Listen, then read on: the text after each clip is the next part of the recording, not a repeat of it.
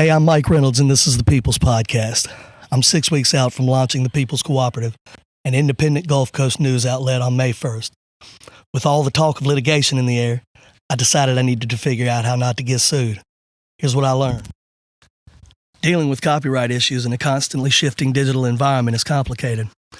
The work media professionals and content creators produce in the digital space can be copied ad infinitum.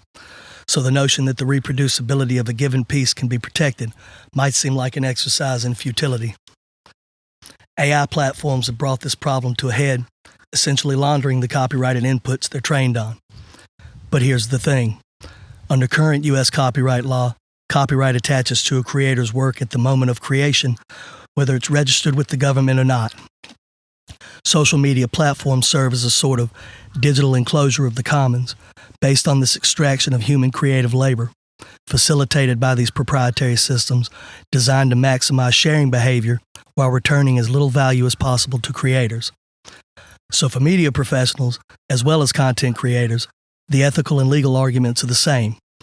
Copyright law recognizes the principle that creative labor belongs to its creator, encoding that idea into enforceable legal standards, meaning that when you post, tweet, or pin someone else's content on social media without permission, you're not only exposing yourself to legal liability, you're actively participating in a system of enclosure that devalues your own creative labor. Copyright issues aren't the only concern here, though. Social media has collapsed the time between thought and publication that print journalism used to maintain as a safeguard. What once required an editor and a printing press now requires a thumb. Defamation is a false statement of fact, presented as true, that damages someone's reputation. An opinion is protected, a statement of fact is not. For example, stating that a piece of legislation is a cynical corporate giveaway is an opinion. Stating that a government official accepted $50,000 in a brown paper bag from a prison contractor is a specific, verifiable claim.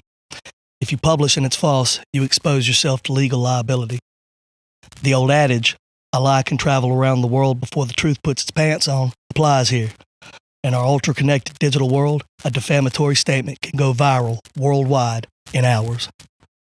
One more issue here real quick before we get into some strategies to avoid the pitfalls we've been talking about today.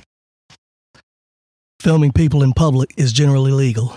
Publishing that content in ways that imply endorsement, commercialize someone's likeness, or expose private information can land you in the kind of legal trouble we've been talking about.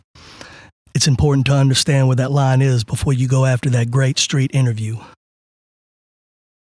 So as far as strategies to mitigate these potentialities, know the difference between sharing and publishing. Sharing within a platform, while not necessarily entirely ethical, is generally fine legally. You're covered by the proprietary sharing system, the digital enclosure, outlined in a given platform's terms of service. Downloading and reposting outside of the platform is publishing, and publishing carries with it a different set of obligations. So create original content whenever possible.